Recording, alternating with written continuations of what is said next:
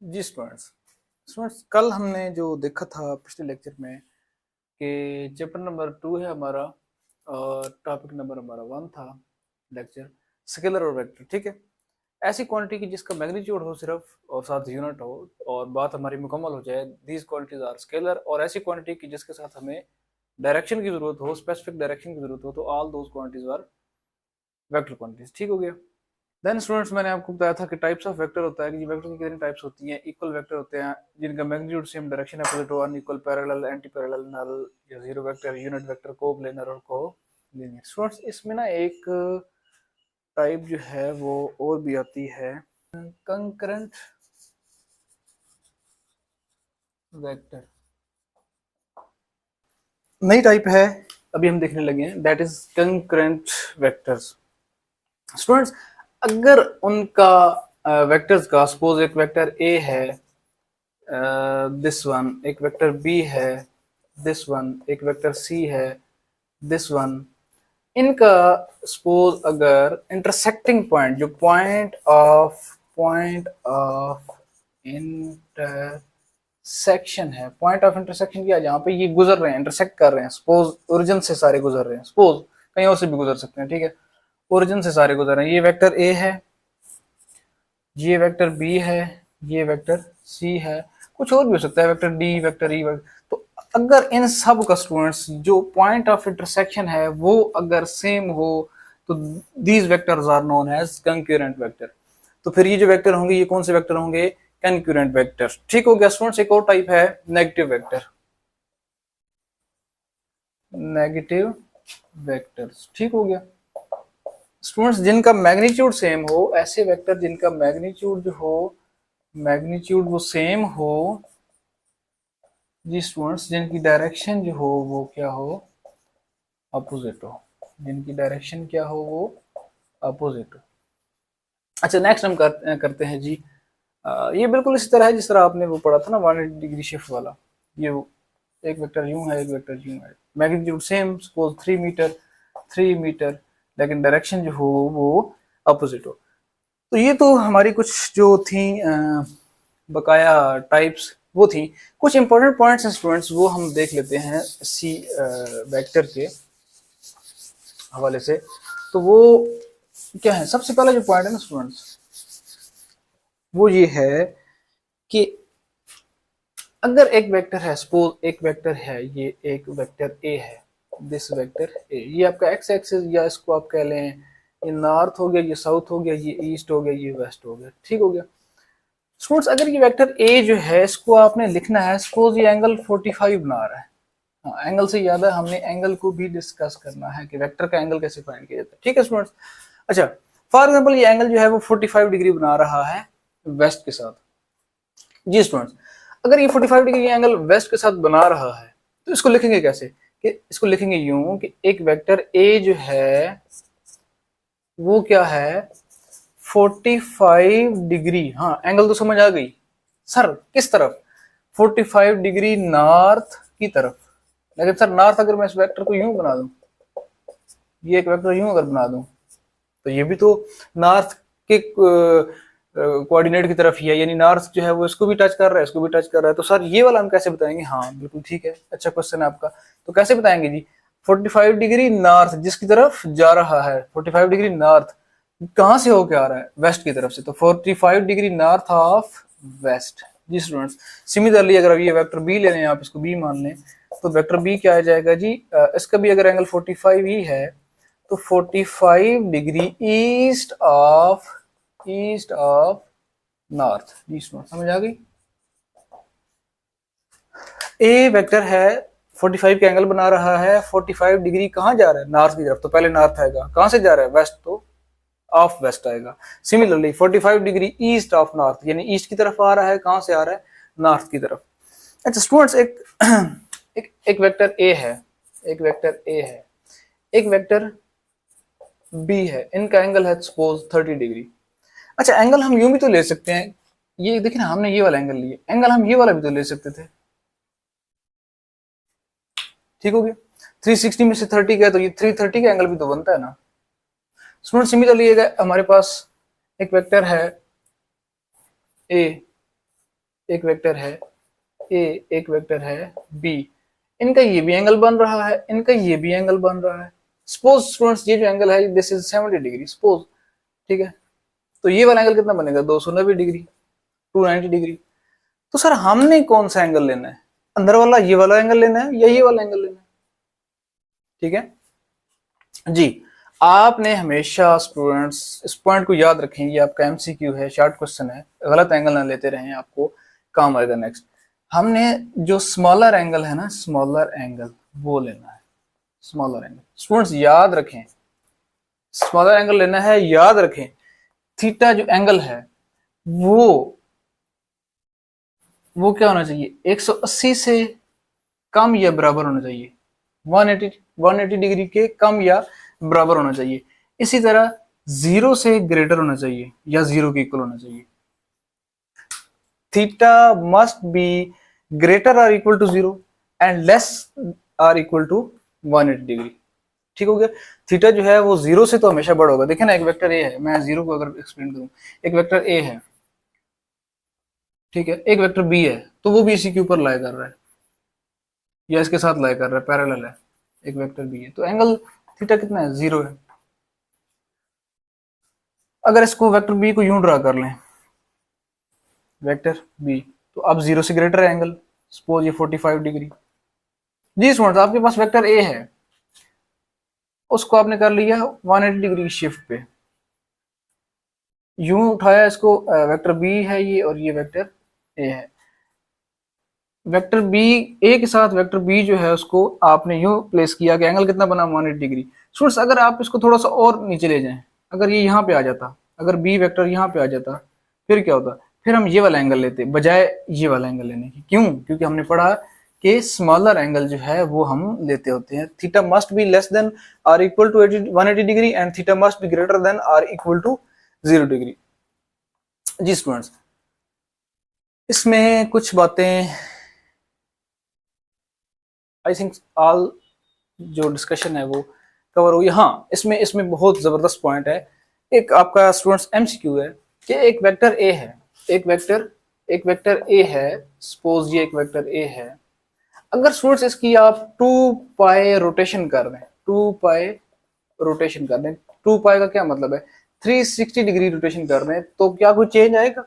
या option A दिया हो इतना चेंज, बी दिया हो कि इतना चेंज, सी इतना चेंज और डी पे नो चेंज, तो इसका कोई चेंज नहीं आएगा, कोई चेंज नहीं आएगा। क्यों भाई? देखें, आप इसको 360 रोटेट करें ना जरा, तो ये वेक्टर दोबारा इसी जगह पे नहीं आ जाएगा, दोबारा एज इट इज उसी जगह पे नहीं आ जाएगा। तो 360 रोटेशन पे वेक्टर पे कोई चेंज नहीं आता। ये आपका एमसीक्यू, ये शॉर्ट क्वेश्चन आप कर लें, आपका क्लियर हो गया, ठीक हो गया स्टूडेंट्स। देन हम देख लेते हैं कि हमारे पास पैरेलल शिफ्टिंग जो होती है वेक्टर की, हमारे पास जो वेक्टर की पैरेलल शिफ्टिंग होती है वो अलाउ होती है।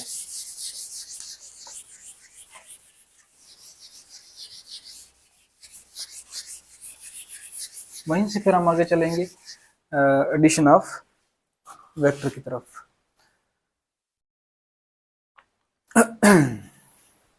जी students, parallel shifting, parallel shifting of vectors.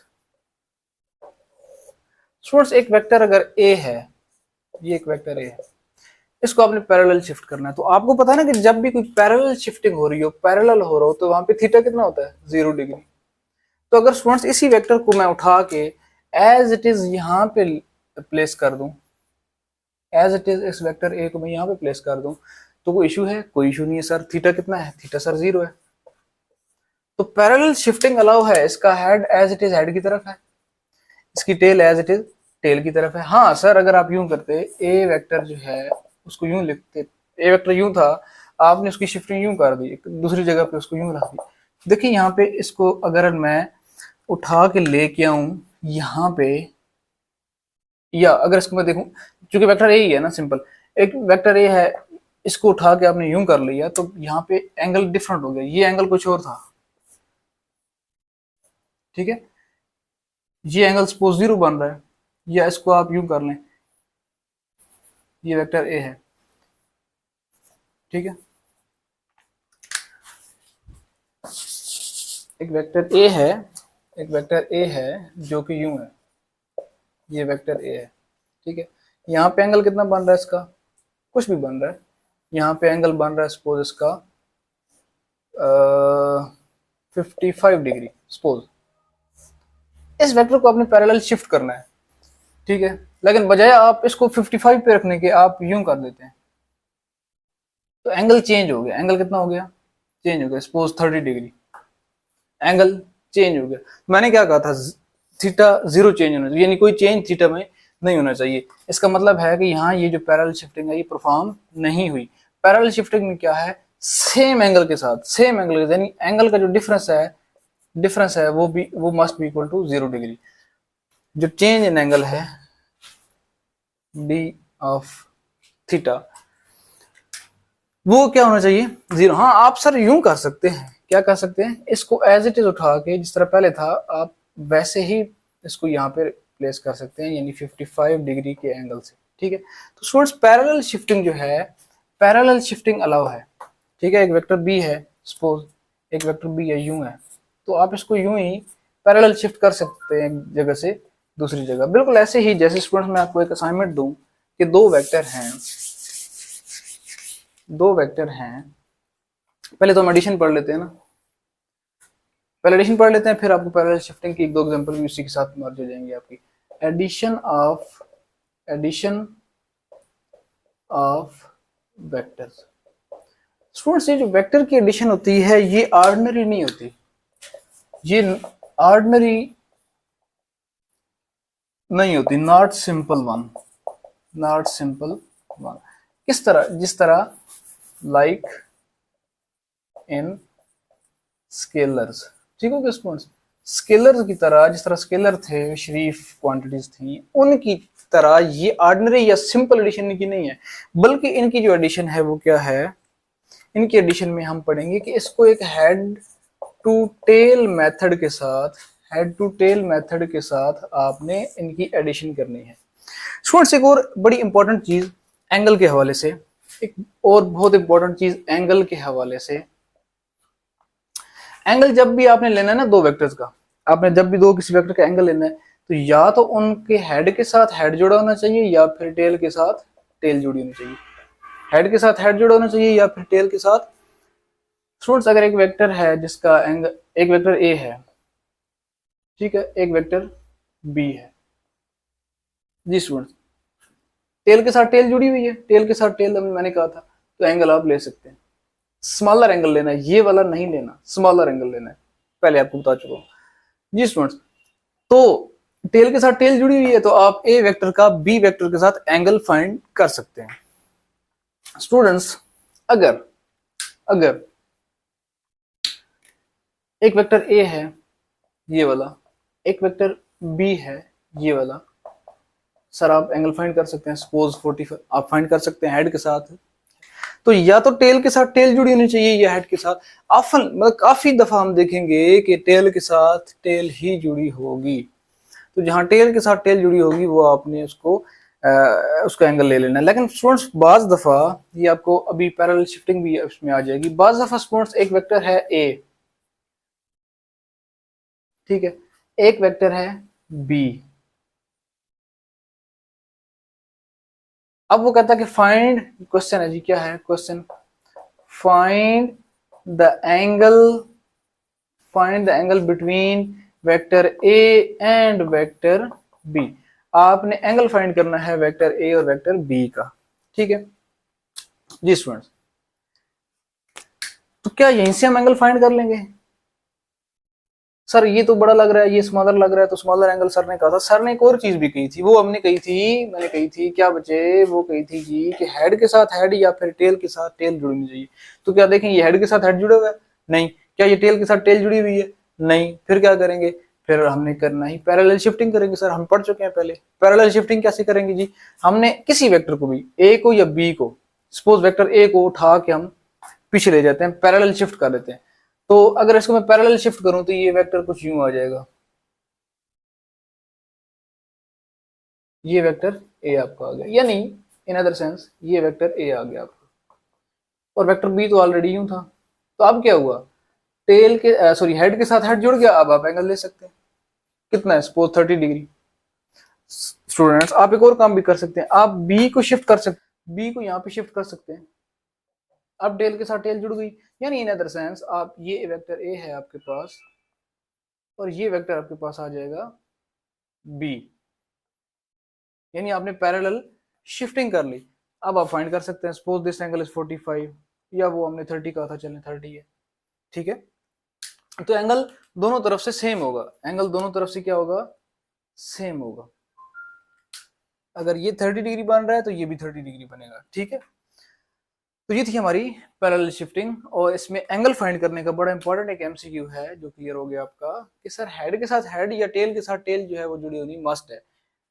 MCQ एक मैंने करा दिया, कोई और आप कर सकते हैं, सपोज एक एंगल ये है, एक ये है, एक ये है, वेक्टर ठीक है, 3-4 वेक्टर इकट्ठे हो जाए तो आपने क्या करना है, पैरेलल शिफ्टिंग कर लेनी है उनकी, ठीक है। इसको उठा के आगे ले आए, ये तो एज इट इज पड़ा हुआ है, ठीक है। तो इन तीनों का एंगल आप फाइंड कर सकते हैं। जी स्टूडेंट्स, ये सारी कहानी थी आपकी एंगल के हवाले से कि एंगल फाइंड कैसे करना है। तो हम बेसिकली जा रहे थे एडिशन ऑफ वेक्टर की तरफ। तो मैं ये कह रहा था कि इनकी ऑर्डिनरी जो एडिशन है वो नहीं होती, बल्कि एक्स्ट्रा ऑर्डिनरी यानी गैर मामूली इनकी एडिशन होती है, स्केलर की तरह इनकी कहानी नहीं होती। देन सिंपल भी इनकी एडिशन नहीं होती। तो उसको पढ़ने के लिए हम देख रहे थे कि हमने क्या करना है, हेड टू टेल रूल को हमने स्टडी करना है।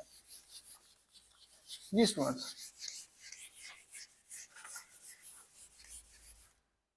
आपके पास एक वेक्टर स्टूडेंट्स ए है, एक वेक्टर ए है, एक वेक्टर आपके पास बी है, सपोज ये आपके पास वेक्टर बी है। अब कोई बंदा कहता है कि क्या करो, इनकी एडिशन करो, इनको ऐड करो, तो रेक्टेंगुलर कोऑर्डिनेट सिस्टम बना लें, ठीक है। आप इतने यूज टू हो जाएंगे कि सिस्टम बनाने की जरूरत ही नहीं है। इसमें वेक्टर ए रखें एज इट इज। जी स्टूडेंट, ये आपके पास वेक्टर ए आ गया, vector B as it is रखें। अच्छा, वेक्टर बी रखने के लिए यही तो मेथड हमने पढ़ना है, head to tail method. Head to tail method क्या है कि पहले वेक्टर के हेड पे दूसरे वेक्टर की टेल आए। पहला वेक्टर ए था, इसके हेड पे आपने इसको यूं पैरेलल शिफ्ट करना है, यूं इसको प्लेस करना है कि पहले वेक्टर यानी ए वेक्टर के हेड पे बी वेक्टर की टेल आ जाए। तो बी वेक्टर की टेल यूं आएगी, यूं ये आ जाएगा आपका वेक्टर बी। जी स्टूडेंट्स, पहले वेक्टर के हेड पे दूसरे वेक्टर की टेल। अब स्टूडेंट्स अगर एक वेक्टर और होता, सपोज वेक्टर सी, ठीक है, और वो कुछ यूं है, तो उसको भी हमने क्या करना था। अब इस तीसरे वेक्टर के लिए पहला वेक्टर ये सेकंड वाला बन जाएगा, इस तीसरे वेक्टर के लिए पहला वेक्टर ये वाला बन जाएगा। या आप यूं समझ लें कि जो भी लास्ट वाला वेक्टर है उससे प्रीवियस वेक्टर के हेड पे लास्ट वाले की टेल आनी चाहिए। जी स्टूडेंट, सी की जो टेल है वो बी के हेड पे आनी चाहिए। तो सी की जो टेल है वो बी के हेड पे आ गई, ये वेक्टर सी हो गया। स्टूडेंट, सब वेक्टर को प्लस करना है, आपने क्या करना है, जमा करना है। अच्छा, इनका हर एक का अपना मैग्नीट्यूड होगा। सपोज ये है 3 मीटर, ये 4 मीटर, ये 2 मीटर, ठीक है।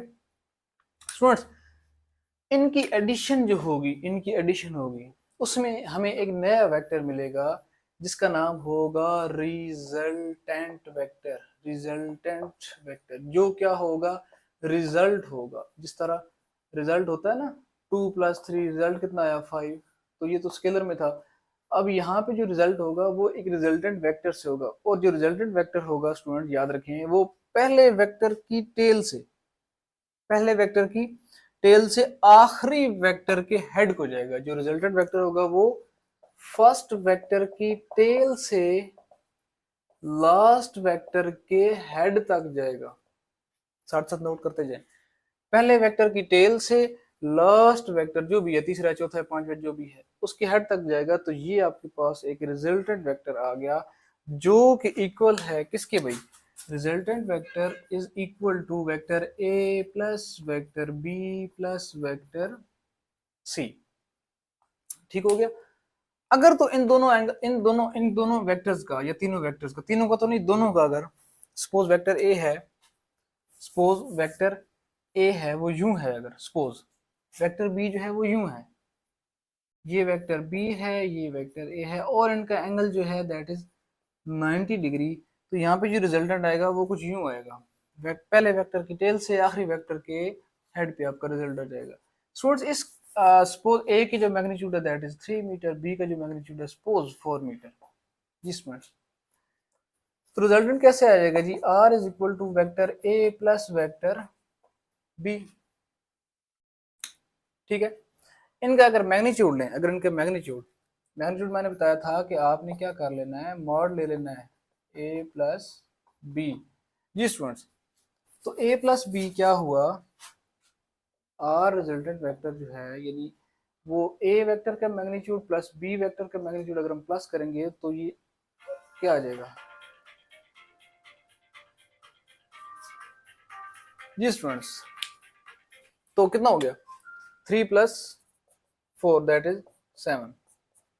अच्छा, इसको आप पैथागोरस थ्योरम से भी कर सकते हैं, पैथागोरस थ्योरम। बेसिकली हमने वही लगाया यहाँ पे, बल्कि वो नहीं लगाया, ये तो हमने सिंपल मैग्नीट्यूड फाइंड की है। पैथागोरस थ्योरम लगा लेते हैं जी। पैथागोरस थ्योरम क्या है स्टूडेंट्स, पैथागोरस थ्योरम ये है, सपोज ये आपका हाइपोटेन्यूज है, ये आपकी बेस है, ये आपका परपेंडिकुलर है। तो पैथागोरस थ्योरम क्या कहता है, पैथागोरस थ्योरम कहता है हाइपोटेन्यूज का square is equal to base का स्क्वायर प्लस परपेंडिकुलर का स्क्वायर। जी, हाइपोटेन्यूज का स्क्वायर जो है वो क्या आ जाएगा, बेस का स्क्वायर यानी 3 का स्क्वायर प्लस इसका स्क्वायर कितना आ गया,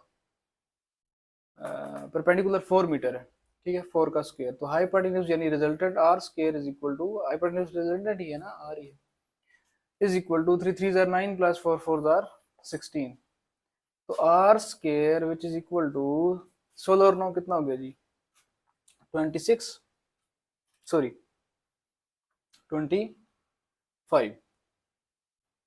अच्छा, तो दोनों तरफ स्क्वायर रूट ले लें आप, स्क्वायर स्क्वायर रूट से कैंसिल और आंसर कितना आ गया आपके पास 5। लेकिन याद रखें स्टूडेंट्स, पैथागोरस थ्योरम जो है वो आपने सिर्फ उस जगह अप्लाई करना है जहां पे दोनों वेक्टर का जो एंगल है that is 90 degree. Pythagoras theorem की लिमिटेशन क्या है, थीटा कितना होना चाहिए 90 डिग्री। स्टूडेंट्स अगर थीटा 90 डिग्री से ज्यादा है, यहाँ पे मैंने पहले को ड्रा किया है, अगर थीटा 90 डिग्री से ज्यादा है, सपोज ये है ये बी है, तो देखिए ना 90 डिग्री से ज्यादा है या 90 डिग्री से कम है, तो फिर आप पैथागोरस थ्योरम जो है उसको अप्लाई नहीं कर सकते। जी स्टूडेंट्स, स्टूडेंट्स एक बात याद रखें आप, बात ये याद रखें कि जो वेक्टर्स हैं एडिशन वेक्टर की, उसमें कम्यूटेटिव प्रॉपर्टी भी एग्जिस्ट करती है, उसमें क्या करती है, कम्यूटेटिव प्रॉपर्टी भी एग्जिस्ट करती है। फॉर एग्जांपल अगर मैं कहूँ कि वेक्टर ए है सपोज दिस और वेक्टर बी है जी स्टूडेंट्स लाइक दिस, इनकी करें एडिशन जी, करें वेक्टर ए और वेक्टर बी, रिजल्टेंट क्या आएगा, रिजल्टेंट आएगा जी ये रिजल्टेंट वेक्टर, ये वेक्टर ए था, ये वेक्टर बी था। अब students vector A plus vector B जो कम्यूटेटिव प्रॉपर्टी है, कम्यूटेटिव प्रॉपर्टी है वो क्या कहती है, वो कहती है कि अगर ए वेक्टर को बी के साथ प्लस किया जाए तो बी प्लस ए के इक्वल होना चाहिए। ठीक है जी स्टूडेंट्स, आपने पैरेलल शिफ्टिंग पढ़ रखी है कि वेक्टर ए को अगर मैं पैरेलल शिफ्ट करूं ऊपर, पहले वेक्टर बी को कर ले, तो वेक्टर बी को अगर पैरेलल शिफ्ट करूं इस साइड पे तो ये आ जाएगा। सिमिलरली वेक्टर ए को मैंने क्या करना है, पैरेलल शिफ्ट करना है, तो ये आ जाएगा, ये वेक्टर बी और ये वेक्टर। जी स्टूडेंट्स, वेक्टर ए, अब इसको भूल जाएं, वेक्टर ए और वेक्टर बी का रिजल्टेंट ले जरा, अब ये वेक्टर बी और ए है ना, तो क्या वही नहीं आएगा, सेम आएगा, ये सेम यही है ना, यही लाइन है। जी स्टूडेंट, यही आपका तो रिजल्टेंट है। इसका मतलब है कि ए प्लस बी जो है, ए प्लस बी जो है वो बी प्लस ए के इक्विवेलेंट है, यानी एडिशन में वेक्टर जो है वो कम्यूटेटिव प्रॉपर्टी को होल्ड करता है। नेक्स्ट पॉइंट देखते हैं। अच्छा, ऑल द क्वांटिटीज, बड़ा इंपॉर्टेंट पॉइंट है, ऑल द ये आपने एडिशन मजीद पढ़नी है, रेक्टेंगुलर सिस्टम में आपने पढ़नी है, तो उसको मैं मजीद नेक्स्ट देखूंगा।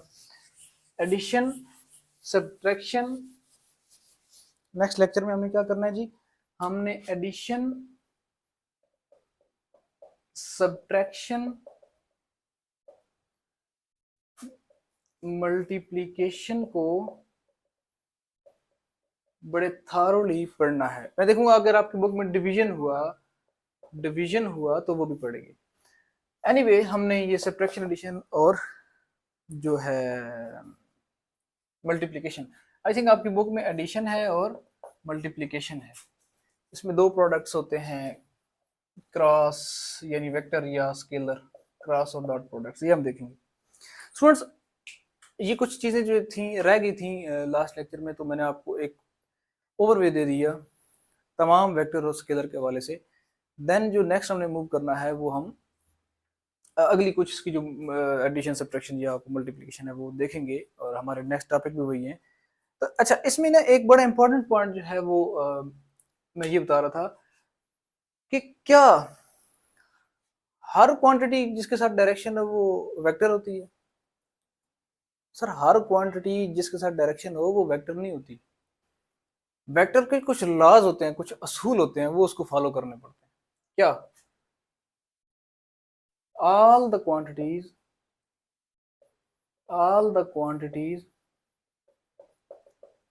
that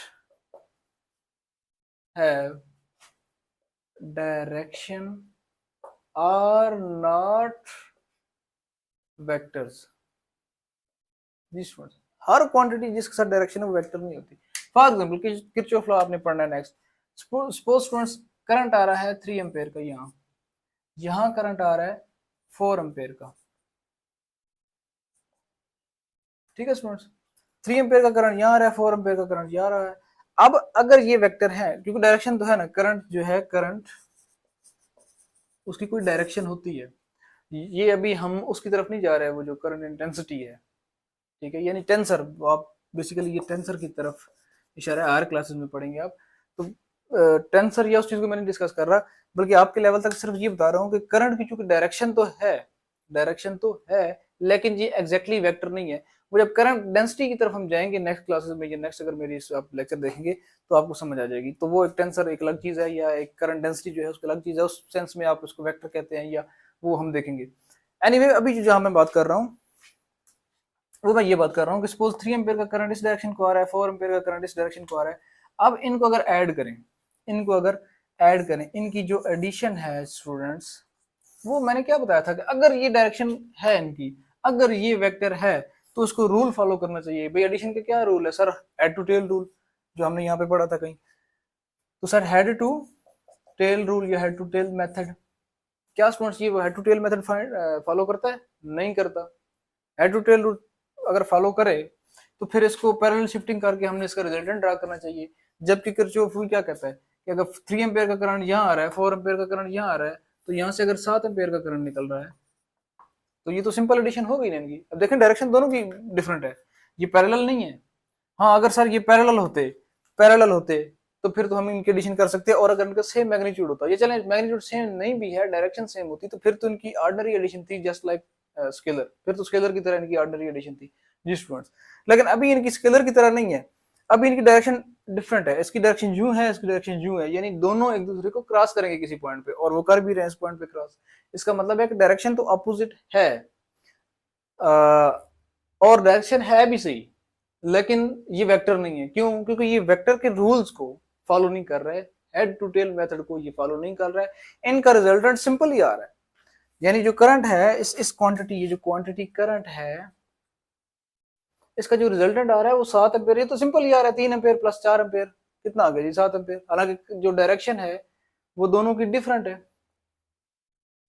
तो डिफरेंट डायरेक्शन होने के बावजूद सारे इनका जो आंसर है वो ऑर्डिनरी मेथड से आ रहा है। तो इट मींस कि ये जो करंट है, ये डायरेक्शन के होते हुए भी जो रूल्स हैं वेक्टर के वो फॉलो नहीं कर रहा, नॉट फॉलोइंग। तो इट मींस स्टूडेंट्स कि ये जो करंट है, this is not a vector quantity, not a vector quantity. तो ये एक वेक्टर क्वांटिटी नहीं है, बल्कि अभी इसको हम स्केलर ही कंसिडर करेंगे हायर क्लासेस में। या मेरा कोई अपने लेक्चर देख लेना है, वो टेंसर या करंट डेंसिटी की चक्कर में हम जब पढ़ेंगे, वो जब हम देखेंगे तो फिर आपको थोड़ी सी और क्लैरिटी भी मिल जाएगी।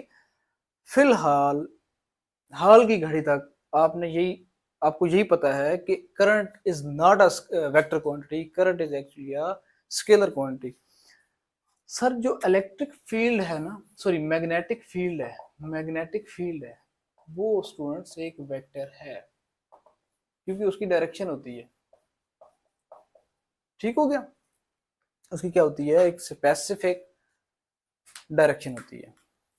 ये चीज भी हम पढ़ेंगे।